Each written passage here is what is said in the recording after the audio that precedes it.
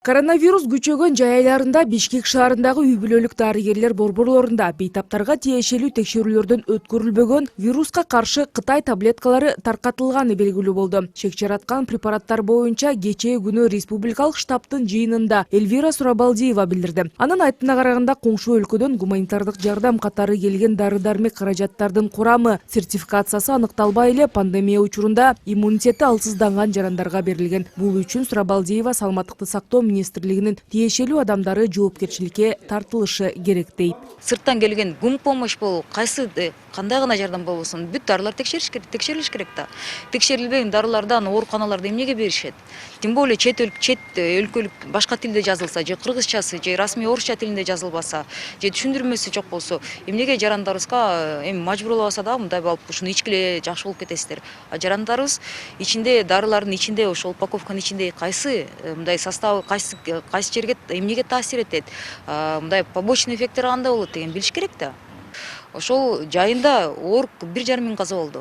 Ошол ооруп жаткан учурларда эмнеге текшеришкен жок деген суроо болду да. 1,5 ай мурда саламаттыкты сактоо министри болуп тайындалган Алымкадыр Бейшеналиевдин Кытай таблеткалары боюнча маалыматы буга чейин болбоптур. Ал бул тууралуу жалпыга маалымдоо каражаттарынан билгенин айтат. Учурда комиссия түзүлүп, айтылган дарылар борбор каладагы кайсы поликлиникаларда коронавирус менен ооруган бейтаптарга берилгени, ал боюнча кимдер жооптуу экенин такталарын билдирди. Ал таблеткалар боюнча айтып кетсем, жайында ал түшкөн экен.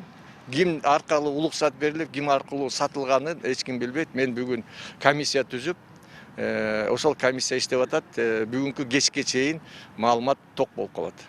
Маалыматтар боюнча Кытай дарыларынын партиясы Кыргызстанга май-июнь айларында гуманитардык жардам катары келген. Аз эле болгондуктан Бишкек шаарына гана таркатылган. Саламаттыкты сактоо министрлигинин дары-дармек саясатына жооп берген Айгүл Жакубекованын айтымында, ал каражаттар медицинада, анын ичинде Кыргызстанда кеңири колдонулган өсүмдүктөрдүн кошулмаларынан турат. Алар коронавирустук инфекцияны дарылоо үчүн сунушталган эмес, бирок суук тийүүдө гана колдонуу боюнча рекомендация берилгенин билдирди. Натыйжалуулугу жана коопсуздугу тастыкталган.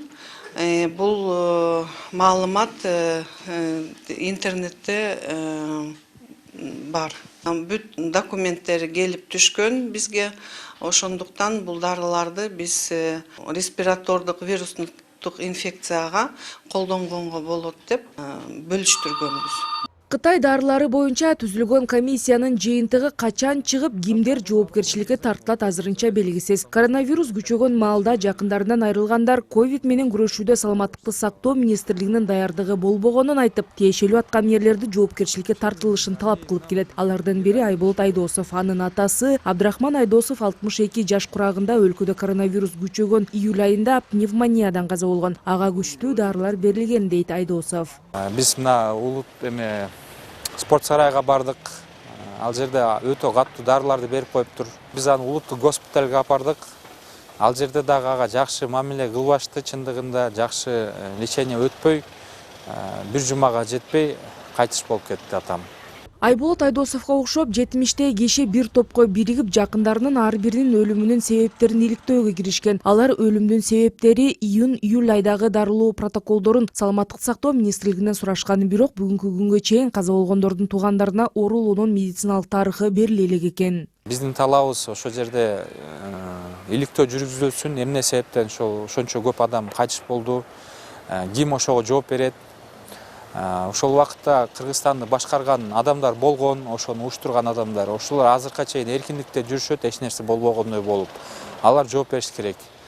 Бул кыймылдын максаты ошол жоопкерчиликти тарткандан кийин ошондой кайталанбасын деген ой менен ушундай талап коюп атабыз. Ал эми акыркы бир суткада COVID-19 дагы 4 киши каза таап, вирустун 400 жаңы учуру катталды. Коронавируска каршы республикалык ыкчам штабтын маалыматына караганда, көз жумган бейтаптардын 3-өө Бишкек шаарынын, бири Ош областынын тургундары. Учурда ооруканаларда 2689 адам жатса, дагы 3570 бейтап амбулатордук көзөмөл алдында. 120 бейтаптын абалы өтө оор деп бааланууда. Аларда Бишкек шаарынын жетекчилиги баш калада коронавирус 1-10 декабрь аралыгында күчөшү мүмкүн деп болжолдоп жатышыптыр. Мэрдин милдетин аткаруучу Балбак Төлөбаевдин айтымында, эгер илдет күчөсө, номер 1, номер 6 ооруканалары коронавирусту дарылаганга берилип, анда орундар жетпей калса, Семетей стационары кайра ачылат.